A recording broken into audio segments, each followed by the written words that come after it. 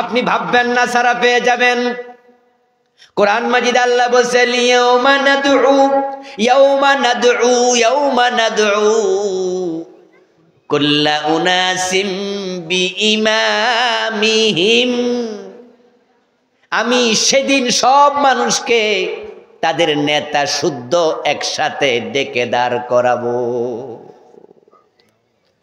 ইয়াউমা নাদউ কুল্লা উনাসিম বিইমামিহিম। ইমাম মানে কি? কথা বলেন, ইমাম মানে কি?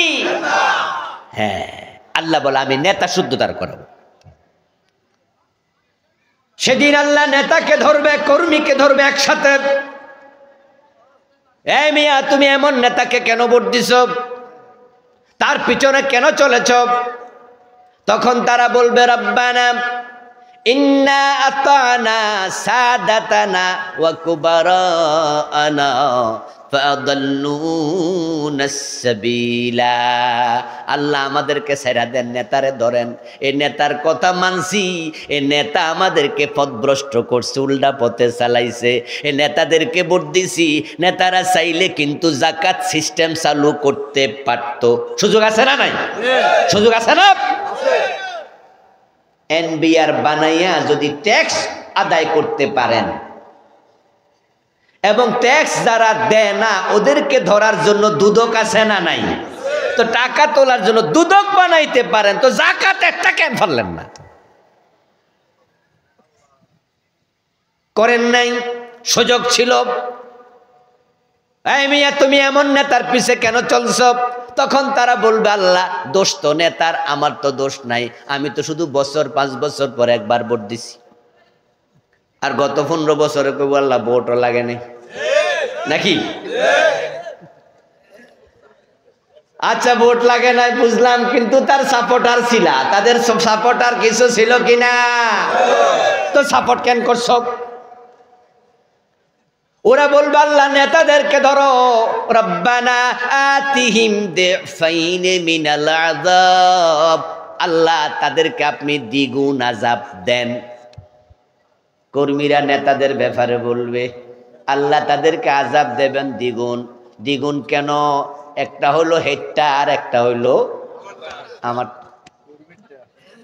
কর্মীরা বলবে রব্বানা আতানা সাদাতানা ওয়া কুবারানা ফাদাল্লুনাস সাবিলা। তারা আমাদের ফতারা করছে, এরপরে আল্লাহ হেরে দ্বিগুণ দিয়েন। হেডটা তো দিবে নেই, আল্লাহ আমারটা হেরে দিয়ে দেন। আর মনে মনে ভাবতেছে যে এই কথা কইলে মনে আল্লাহ আমারে। আচ্ছা, আল্লাহ কি এত সোজা? মানে আপনি যেটা করবেন এটা বুঝালেন।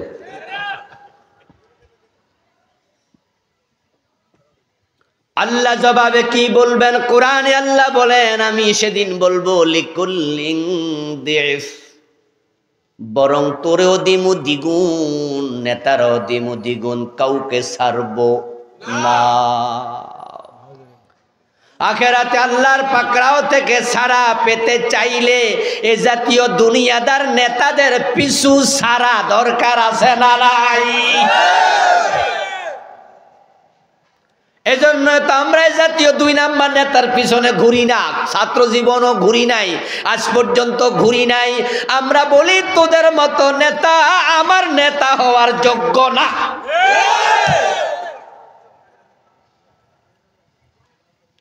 ও দোস্ত, আপনি কি ভাবেন ইসলাম মানা কঠিন? হুজুর চারিদিকে যেভাবে বেপরদা নারী আনাগোনা দেয়, চোখের হেফাজত কেমনে করি?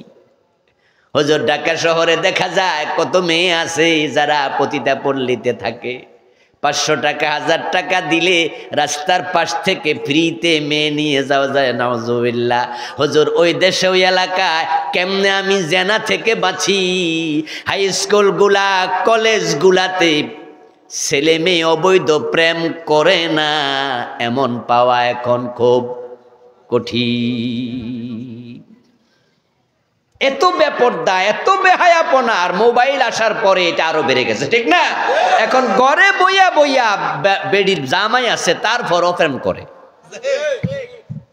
ফরকিয়া এত বেড়ে গেছে জি বাংলার ঠেলায়।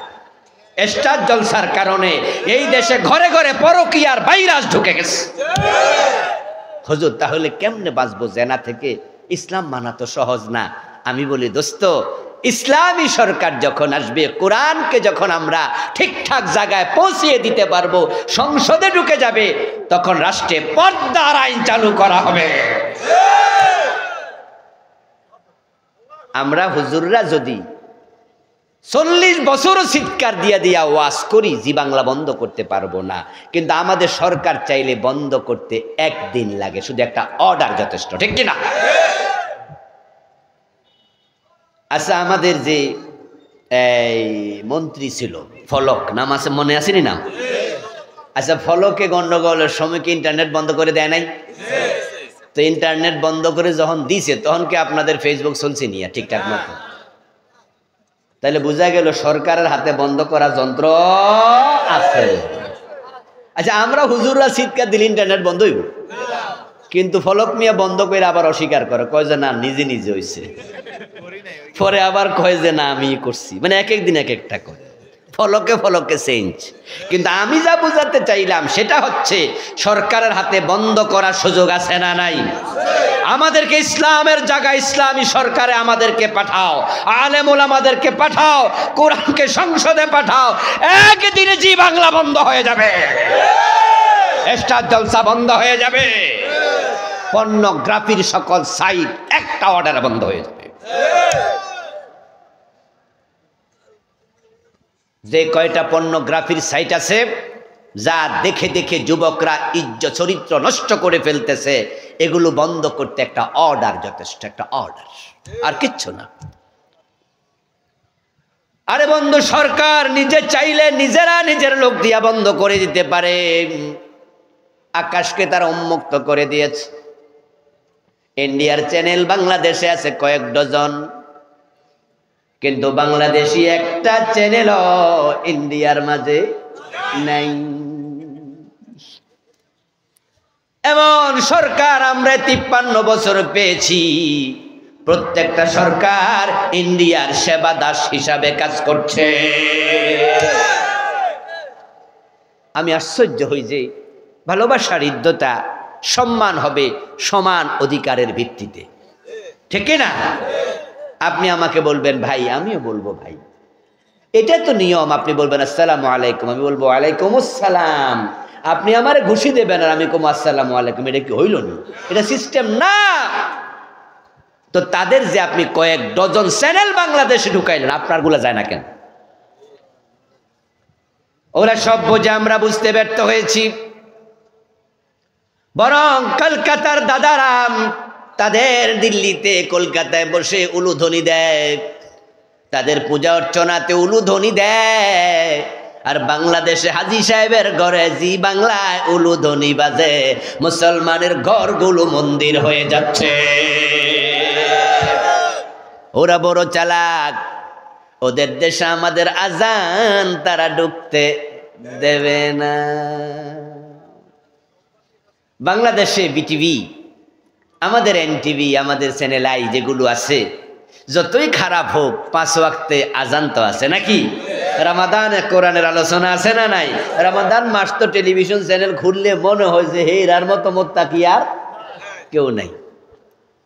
রমাদানে 71 চ্যানেলও তো হুজুর ডাক দিয়া নেয়। বাবা রে বাবা, ভূতের মুখে রাম নাম। 71 চ্যানেলও হুজুর ডাইকা তাফসীর মাহফিল করতেছে। ইন্ডিয়ার হিন্দুরা, দাদা বাবুরা বড় চালাক। তারা হিসাব করে দেখেছে, তাদের যদি দিল্লিতে, তাদের কলকাতায়, তাদের আসামে, তাদের মেঘালয়ে, তাদের শিলিগুড়িতে আমাদের দেশের চ্যানেলগুলো ওপেন করে দেয়া হয়, তাহলে দিনে 5 বার কমপক্ষে আজান বেজে উঠবে। হিন্দুরা তাদের ঘরে মুসলমানরা আজান বাজতে দেয় না, কিন্তু তাদের উলুধ্বনি আমাদের হাজী সাহেবের ঘরেও বাজে। আসলে ধর্মের ব্যাপারে আমরা খুব বেশি উদাসীন হয়ে গেছি। ইসলাম বড় সুন্দর। যদি সরকার চায় তাহলে জেনা ব্যভিচার রোধ করা, বন্ধ করা কোনো ব্যাপারই না। সরকার বলে দেবে অশালীন কাপড় পরে বের হওয়া নিষেধ, অশালীন কাপড় পরে বের হওয়া যাবে না। সরকার আইন করেছে ইফটিজিং এর বিরুদ্ধে, মনে আসেনি? ইফটিজিং এর বিরুদ্ধে মিছিল হয়েছে, মিটিং হয়েছে, প্রচারণা হয়েছে। কোন ছেলে যদি কোনো মেয়েকে শীষ দেয়, চোখ টিপ দেয়, তার 6 মাস জেল। আমরাও বলি দ্যাটস ওকে। দুষ্ট পোলাপানকে অবশ্যই দুষ্টামি থেকে বিরত রাখতে হবে। আমার মেয়ে আমার বোন নিরাপদ রাস্তায় চলবে, তাই নিরাপত্তার স্বার্থে ইফটিজিং এর বিরুদ্ধে আইন হবে, কোনো আপত্তি নাই। কিন্তু প্রশ্ন এক জায়গায়, যদি কোনো মেয়ে বুক পিঠ দেখায়া দেং দেং করে সৌন্দর্য দেখায়া হাঁটে, পোলাপান উত্তেজিত হওয়ার সম্ভাবনা আছে না নাই? যে উত্তেজিত হলো তার যদি জেল হয়, যে উত্তেজিত করে তারও জেল হওয়া দরকার আছে না নাই? আইন তো হবে সমান সমান। সরকার যদি আইন করে দিত যে সমস্ত মেয়েরা উদ্ভট পোশাক পরে চলবে, তাদেরকেও, ছেলেদেরকে তারা সিডিউস করছে, উত্তেজিত করছে, এই অপরাধে 6 মাস জেল দেয়া হবে। এই আইন করে দেখো, পেট পিটার দেখাবে না, তারের মতো সোজা হয়ে যাবে। কিন্তু না, মেয়েদের পোশাকের ব্যাপারে সরকারের কোনো আইনই নাই। আমরা তখন দেখি আসলে ছেলেদেরকে মাজলুম করা হলো। আপনি যদি মাছ ভেজে বিড়ালের সামনে প্লেটে রাইখা বিড়াল রে কোন, বিড়াল মাছ খাইলে 6 মাস জেল। আচ্ছা, আপনার আইন কি বিড়াল আদৌ মানবে? তো বিড়ালকে মাছ খাওয়ার জন্য উত্তেজিত করছেন কে? আপনি করছেন। আপনি তার সামনে মাছ, ভাজি মাছ রাখলেন কেন? আপনার তো উচিত ছিল ভাজি মাছটা ঢাকনা দিয়ে রাখা, ঠিক না? ভাজি মাছ আপনি রাখেন আপনার সুন্দর জায়গায় পাতিলে, উপরে একটা ঢাকনা দিয়ে দেন, বিড়াল দেখলেও না, উত্তেজিত হবে না, খাবেও না। মাছের জায়গায় মাছ, বিড়ালের জায়গায় বিড়াল। কিন্তু আপনি এটা বিড়ালের সামনে রেখে আপনি আইন বানাইয়া দিলেন, বিড়াল লাঠি দিয়া মাথা ফাটাই ফেলবে। আচ্ছা, আপনার হাতের লাঠি দেখে বিড়ালটা কি একবারে বাংলাদেশ থেকে ইন্ডিয়া চলে যাবে? সে বেশি গেলে আপনার চোখের নিচ পর্যন্ত যাবে নাকি? আপনি যদি হাতে মাছ সামনে রাইখা বাজি মাছ করছেন, তরকারি, হ্যাঁ, চুলার মাঝে, তারপর ওর সামনে প্লেটে রাখছেন, হে দেখছে, লাঠি দেখা হে এই এলাকা ছাড়বে না, বেশি চোখের তলে। আর ও খাটের নিচে, চোখের নিচে যাইয়া কিন্তু তার চোখ দিয়া ডেব ডেব ডিবে তাকাবে, আর মাঝে মাঝে মেও মেও করে সংকেত দিয়ে বলবে, ম্যাডাম একটু অমনোযোগী হয়ে দেখেন। আপনার হাতের লাঠির জায়গায় লাঠি থাকবে, আমি কিন্তু ঠিকই মাছটা নিয়ে যাব, এটা নেওয়া স্বাভাবিক। আপনি পারবেন না এই আইন করে বিড়াল থেকে মাছ বাঁচাতে। যদি আপনি মাছটাকে পাতিলে রেখে ঢাকনা দিয়ে দেন, এই বিড়াল মাছ খাবে না। ইফটিজিং এর আইন দিয়ে মেয়েদের ইজ্জত বাঁচানো যাবে না। বাঁচাতে চাইলে শালীন পোশাকের আইন বানাতে হবে। আপনারা কি শালীন পোশাকের পক্ষের লোক না? তো আমাদের নেতারা এই আইন বানায় না কেন? কেন এই আইন বানাতে চায় না? আসলে আমি আশ্চর্য হই যে এই দেশটা যারা চালাচ্ছে তাদের কি চিকিৎসা দরকার কিনা? ওদের মানসিক চিকিৎসা দরকার তো, না হয় তারা বিদেশ গিয়ে কত ভালো ভালো সিস্টেম দেখে আসে, দেশে আইসা ভুলা যায়। আপনি আমেরিকায় যাবেন, সেখানে গিয়ে আপনি দেখবেন যে ট্রাফিক সিগন্যাল কত সুন্দরভাবে চলছে, বাতি। আর বাংলাদেশে ঢাকা গিয়ে দেখবেন যে বাতির জায়গায় বাতি, আর ট্রাফিকে গাড়ি খাড়া করে রাখে হাত দিয়া। তো তাহলে বাতি লাগাইছে কেন? আচ্ছা, তোমার হাত দিয়া যদি তুমি থামাও তো হেটা লাগাইছো কেন? আর হেটা দরকার হলে এটা দরকার কি? আজীব, আমি দেখে আশ্চর্য হই যে সিস্টেমটা কেন বোঝে না। আমার প্রিয় ভাইয়েরা, আপনি দেখেন যে এই দেশে একজন নেতা 300 জন এমপির মাঝে পাবেন না যে চুরির পক্ষে একদিন বক্তৃতা দিছে। সবাই বলে যে আমরা চুরি বিরোধী, ডাকাতি বিরোধী, আমরা দুর্নীতি বিরোধী। এখন আপনি দেখতে পাচ্ছেন যে আমাদের তারেক জিয়া, উনার যে বক্তৃতা, প্রতিটা বক্তৃতায় উনি বলছে চাঁদাবাজি করা যাবে না, বলছে না? প্রতিটা কথা, চাঁদাবাজি করবেন না, কেউ দলের বদনাম করবেন না। কথা শুনে কিন্তু আমাদের ভালো লাগে যে আমাদের নেতারা চুরি বিরোধী, চাঁদাবাজি বিরোধী, ডাকাতি বিরোধী। তা আমার প্রশ্ন হলো, যদি আপনারা চুরি বিরোধী হন, তাহলে চোর ধরে হাত কাটার আইন চালু করতে সমস্যা কই? এটা কেন করে না? আমার দোস্ত, ওরা দেখবেন যে মাইক হাতে নিয়ে আমাদের নেতারা বলে সরকার মাদকের ব্যাপারে 0 টলারেন্স, মাদকের ব্যাপারে ছাড় নাই। আমার প্রশ্ন, যদি আপনি মাদক বিরোধী হন, 80 বেতের আইন তাহলে চালু কেন করেন না? আসলে তাদের মুখে একটা, অন্তরে সেটা নাই, অন্তরে আর একটা। তারা জানে যদি চোর ধরে হাত কাটার আইন চালু হয়, হাজার হাজার নেতার নিজের হাত থাকবে না।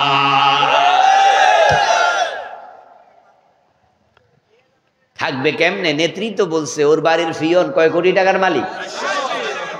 তো এই টাকা কি চাকরি করে কামাইছে? তো ফিয়নও যদি 400 কোটি টাকার মালিক হয়, তো নেত্রী কত টাকার মালিক? এখন হাত কাটার আইন কি সাধে করবো ওরা? এজন্য আমরা যারা মাজলুম আছি, সৎ আছি, আমরা আল্লাহর আইনের ব্যাপারে মাথা তুলে কথা বলতে হবে। দরকার আছে কিনা? হ্যাঁ, আপনাকে আল্লাহর আইনের কাছে আসেন। আরে ভাই, সত্যি এ বাংলাদেশ সোনার বাংলা হতে বেশি দিন লাগবে না। আর তো উপলব্ধি করুন, আমি তো দেখেছি পৃথিবীর অনেকগুলো দেশ আল্লাহ আমাকে সফর করার সুযোগ দিয়েছে, ইউরোপ, আমেরিকার অনেক দেশ। আমি এমন দেশ দেখেছি যেখানে 5 মাস 4 মাস থাকে বরফে ঢাকা। আপনি অবাক হবেন যে আমেরিকা আজকের পৃথিবীর 1 ক্লাস রাষ্ট্র, ঠিক না? অর্থনৈতিকভাবে হোক, পাওয়ারের দিক থেকে হোক, ওরা 1 নাম্বার তালিকা। সেই আমেরিকার অঙ্গরাজ্য আছে মোট 50টা। এই 50টার মাঝে প্রায় 35 থেকে 40টা 3 থেকে 4 মাস বরফে ঢাকা থাকে। 2021-এ আমি গেলাম 10 দিনের একটি সফরে। এই গত অগাস্টে আমি গিয়েছি, 22 দিন ছিলাম, বিভিন্ন প্রোগ্রামে যাই আলহামদুলিল্লাহ। 2021-এ গেলাম শীতকালে, যাইয়া দেখি এত শীত নভেম্বরে যে আমার 2-3 দিনের মাথায় সর্দি লেগে গেল। তা আমি নাকের শ্লেষা টান দিলে দেখি রক্ত বের হয়। তো বাংলাদেশি এক ভাইকে আমি বললাম যে ভাই, এত শীত সহ্য করেন কেমনে? হে আমার কে হুজুর, শীত তো এখনো আসে নাই। কয়েছে শীত তো আসবে ডিসেম্বরের মাঝামাঝি, তখন দেখবেন শীত কারে কয়। আমি কই আল্লাহ জানা আমারে না দেখায়। বলল যে 2 থেকে 2.5 ফিট উঁচু হবে বরফ, গড় থেকে বের হওয়া কঠিন। এই যে গাছ দেখছেন হুজুর, একটাই পাতা থাকবে না। 3 থেকে 4 মাস যদি বরফ থাকে, ফল হয় না, ফসল হয় না, গাছপালায় পাতা পর্যন্ত থাকে না। আর বাংলাদেশের দিকে তাকান, 12 মাস ফসল হয়, ঠিক কিনা? কি আবহাওয়া! আপনি একটা আম খাইয়া আমের বিচিটা ফেলে দেন, দেখবেন 2-3 মাস পরে নিজে নিজে গাছ হয়ে গেছে। 1-2 বছর পরে নিজে নিজে আম ধরতেছে। কি আশ্চর্য আবহাওয়া! সুবহানাল্লাহ। লাউ ফসে গেছে, পচা লাউ রাস্তায় ফাঁসে ফেলে দিছেন, এটা এসে কাকে খাইছে, কাকে খাইয়া আরেক জায়গা গিয়া কাক পায়খানা করছে, ওখান দিয়ে বিচি বাইর হইয়া লাউ ধরে যায়, ওখানে গাছ হয়ে গেছে। আপনারা যারা দুবাই গেছেন, সৌদি আরব গেছেন, অনেকে আছেন না এখানে, যে সৌদি আরবে গাছের তলায় দেখবেন যে পাইপলাইন থাকে। সকালে একবার পানি দেয়, সন্ধ্যা আবার পানি দেয়। ও দেশে একটা গাছ বাঁচাইতে হাজার হাজার টাকা খরচ হয়। আর আমার সোনার বাংলাদেশ এত সুন্দর যে আমাদের 1 টাকাও লাগে না। এরপরও দেশটা গরিব কেন থাকবে? শুধু এই চোরগুলার কারণে।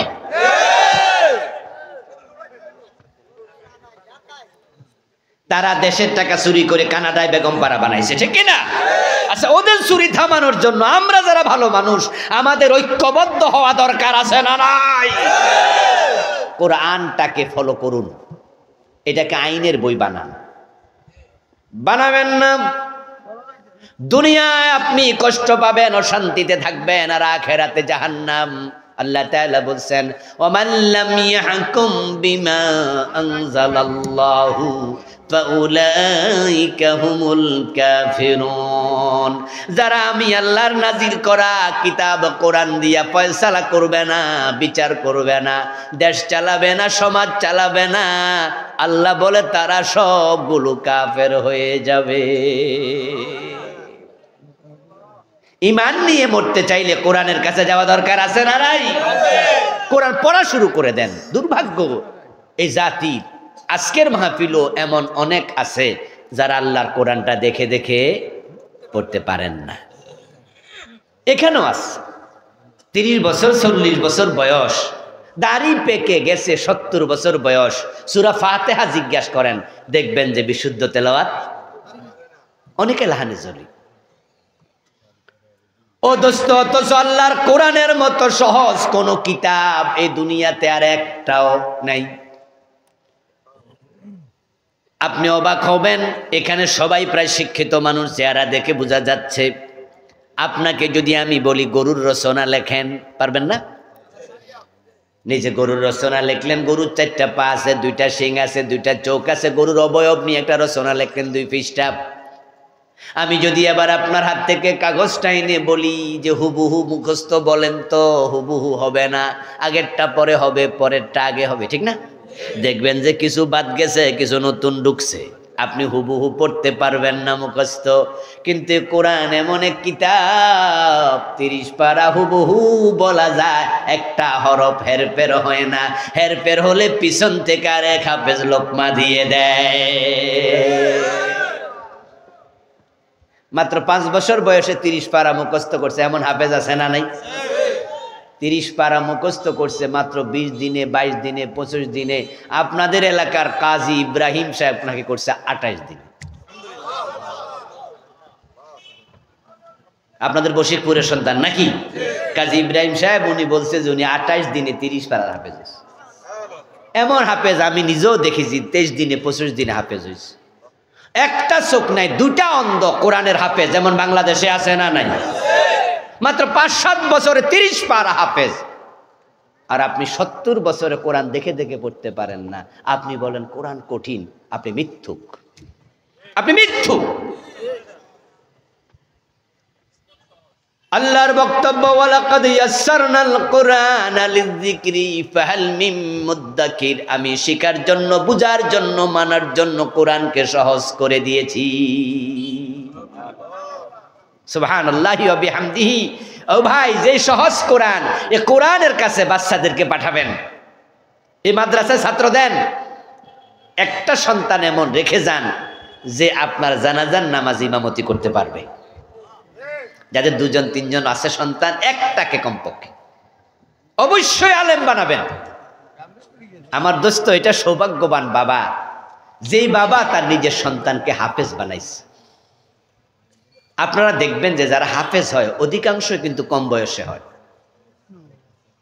হাফেজ হওয়ার জন্য ছোট বয়সে দেয়া লাগে। আলহামদুলিল্লাহ, আমারও 2 ছেলে হাফেজ, 3য়টা হেফজ পড়ছে, বড়টাও কিছু পড়ছে। 4টাকে আমি হাফেজ বানাইতে চাইছিলাম, অলরেডি 2জন হয়ে গেছে, 3য় জন লাইনে আছে। আপনি দেখেন যে আমার বাচ্চাগুলো ছোট ছোট, হেফজ শেষ করছে বয়স একটা 7 বছর, 7.5 বছর, এরকম 8 বছর বয়সে শেষ হয়ে যায়। হাদিসে পাওয়া যায় যে সমস্ত বাচ্চা নাবালেগ থাকে তাদের আমল নামা খোলা হয় না। قال النبي صلى الله عليه وسلم رفع القلم عن 3। 3 ব্যক্তি থেকে কলম তুলে রাখা হয়। আসসাবি হাত্তা ইয়াহতালিমা, তার মাঝে একটা হলো নাবালেগ শিশু, বালেগ হওয়া পর্যন্ত আমল নামা খোলা হয় না। এখন আপনার নাবালেগ শিশু হেফজখানায় পড়ে, ভোরবেলায় কোরআন পড়ে, দিনের বেলায় কোরআন পড়ে, সন্ধ্যাবেলায় কোরআন পড়ে, রাতের 3টা 3:30 বাজে খোঁজ নিয়া দেখবেন হেফজখানায় দুনিয়ার মানুষ ঘুমায়, হাফেজরা তখনও কোরআন পড়ে। এখন আপনার ছেলে যে সকাল থেকে 1 পৃষ্ঠা মুখস্থ করছে, 2 পৃষ্ঠা মুখস্থ করছে, সে তো কোরআন পড়ছে 8 ঘন্টা, 10 ঘন্টা, 12, 24 ঘন্টার মাঝে। ওই বেটা 10 ঘন্টা যে কোরআন পড়লো, প্রতি অক্ষরে 10 নেকি, 1 অক্ষর পড়ছে 100 বার। এখন সে তো নাবালেগ, তার আমলনামা তো বন্ধ, তারটা তো খোলা হয় নাই। এই নেকগুলো কই যায়? আল্লাহ তো কারো নেক বাতিল করে না। নবীজি মুহাম্মদ বলেছেন, আদ-দাল্লু আলাল খাইরি কাফাইলিহি। যেই মা, যেই বাবা তার হেফজখানায় পাঠাইছে, বাচ্চা পড়ে, সওয়াব মা বাবার আমল নামায় আল্লাহ যোগ করে দেয়। কি সৌভাগ্যবান বাবা, কি সৌভাগ্যবতী মা যে তার ছেলেকে হেফজখানায় পাঠাইছে, আর ঘরে বৈশা বৈশা অনর্গল তেলাওয়াতের সওয়াব আল্লাহ তার আমল নামায় পাঠাচ্ছে। আর আপনারা যারা কিন্ডারগার্টেনে দৌড়াচ্ছেন, ইংরেজি অঙ্কের জন্য পাগল হয়ে গেছেন, কান খুলে শুনুন। দ্বীনি ইলম ব্যতীত, কোরআনের জ্ঞান ব্যতীত সন্তানকে জেনারেল শিক্ষায় শিক্ষিত করবেন না, করলে রেজাল্টটা ভালো হবে না।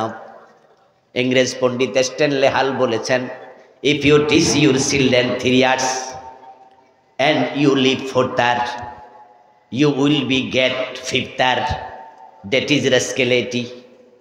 তুমি 3টা আর তোমার সন্তানকে শিখালে, রিডিং, রাইটিং অ্যান্ড এরিথমেটিক, লেখা শিখালে, পড়া শিখালে, বিজ্ঞান, ভূগোল, অঙ্ক শিখালে 3 আর, কিন্তু you leave 4th R, that is religion. তুমি তাকে ইসলাম শিখাও নাই, কোরআন হাদিস শিখাও নাই, ধর্মীয় জ্ঞান শিখাও নাই। অপেক্ষা করো, তুমি 5ম আর ফিরে পাবে। তোমার সন্তান যত বড় শিক্ষিত হবে, কোরআন হাদিস না শিখলে তত বড় বদমাশ হবে। দিনী শিক্ষা ব্যতীত ডাক্তার বানাইবা, রুগীর পেট কেটে লাইব। এই যে আমাদের দেশে যে কোনো প্রেগনেন্ট মহিলা হাসপাতাল যায়, যদি 100 জন হাসপাতালে যায় 90 জন সিজার। ও দোস্ত, এত মহিলার তো পেট কাটার কথা নয়। আমরা যারা আমাদের বয়সী যারা আছেন, আমাদের একটু কম বয়স জুনিয়র সিনিয়র যারা আছেন, আমরা 5 ভাই 7 বোন, 4 ভাই 5 বোন, 8-10 জন ভাই বোন আছি, একজনেরও সিজার লাগে নাই। আর এখন বাচ্চা হয় দুইটাই।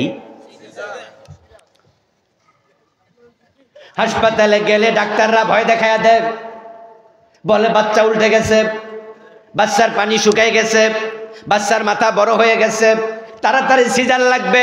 কারণ তারা হিসাব করে দেখেছে নর্মাল ডেলিভারি হলে বিল আসবে 5,000, আর পেট কাটলে 30,000, তাদের টাকা দরকার। তাই তারা সুস্থ মহিলাটাকে অসুস্থ বানায়া দেয়। তাদের আচরণ ডাকাতের চেয়েও খারাপ। আল্লাহর ভয় নাই কলিজায়। আপনার ছেলেকে ইসলাম না শিখাইয়া জেনারেল শিক্ষিত বানাবেন না। সে অফিসার হবে, MA পাস, BA পাস করবে, BCS অফিসার হবে, টাই পরবে, গলায় সুট পরবে, গায়ে এসি রুমে বসবে। আল্লাহর ভয় না থাকার কারণে ঘোষণা দিলে ফাইলে সিগনেচার করবে না।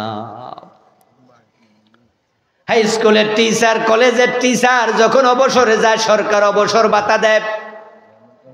20 লাখ, 30 লাখ, 50 লাখ টাকা অবসর ভাতা পাবে। ওই শিক্ষক যা অফিসারের কাছে, স্যার আমার অবসর ভাতার ফাইল আপনার টেবিলে, আপনি একটু সিগনেচার করে দেন। তখন অফিসার বলে, আপনি 30 লাখ পাইবেন, আমার লাভটা কি, আমারে কি দেবেন? ওই টিচার তখন চোখের পানি ছেড়ে দিয়ে বলে, স্যার আজকে 6 মাস বেতন নাই, চাকরি তো ছাড়ছি 6 মাস হয়ে গেছে, এই 6 মাস তো সংসার চলে না, আমি অসুস্থ, ওষুধ কেনার টাকা নাই, আমি চেয়েছি যে আপনার চাষি অসুস্থ, তাকে একটু হাসপাতালে ডাক্তার দেখাবো, টাকা নাই, তা আপনি আবার উল্টা টাকা চান, আমি কোত্থেকে দেব? তখন বলে, তাহলে পরে আইসেন, পরে দেখবো। ও বেটার চোখের পানি তার কাছে একানাও দাম নাই। এটা মানুষ না অমানুষ, কারণ তার কলবের মাঝে আল্লাহর ভয় নাই। তো শিক্ষিত বানায় লাভ কি হলো? জাতির তো উপকারে আসলো না। ইঞ্জিনিয়ার হলো, সরকারি প্রজেক্ট, ওই বেটা কন্ট্রাক্টরের সাথে চুক্তি করে, আমারে 10 লাখ দাও, তারপরে কাজ করো। এখন কন্ট্রাক্টর এইভাবে অমুক জায়গায় 10 লাখ, তমুক জায়গায় 5 লাখ, অমুক জায়গায় 10% দিতে দিতে হিসাব করে দেখে, তাহলে আমি যদি ভালো করে রড দেই তাহলে তো আমার টাকা পকেটে ঢুকবেই না। তাই কন্ট্রাক্টর এখন রড আর দেয় না, রডের বদলে কি বাংলাদেশে সিস্টেম আসেনি? এখন বিল্ডিং মাথায় ভাঙ্গা পড়ুক, অসুবিধা নাই। তাই দেখা যায় ব্রিজ শেষ করার আগে ব্রিজের ছাদ নাই। আপনার সন্তান ইঞ্জিনিয়ার হয়েছে, মানুষ হয় নাই, ডাক্তার হয়েছে, মানুষ হয় নাই, অফিসার হয়েছে, মানুষ হয় নাই। এই জন্য শিক্ষিত মানুষের চেয়ে মূর্খ মানুষ অনেক ভালো। কিছু ভালো মানুষ সমাজে দরকার আছে। এই জন্য আসেন, কোরআনের দিকে আসেন, কোরআনের মাদ্রাসায় আসেন, সন্তানকে দিন শিখান। যারা জেনারেল বানায় ফেলছেন, ইতিমধ্যে আপনার ছেলে বড় হয়ে গেছে, ইউনিভার্সিটি কলেজে পড়ে, আপনাকে বলবো যে হুজুর প্রাইভেটে রেখে হলো তাকে কোরআন শিখান। আল্লাহ তৌফিক দান করুন, বলি আমিন। প্রিয় ভাইয়েরা, আমরা দোয়া করে বিদায় নিতে চাই। আমার লেখা 8টি বই আছে, শিরক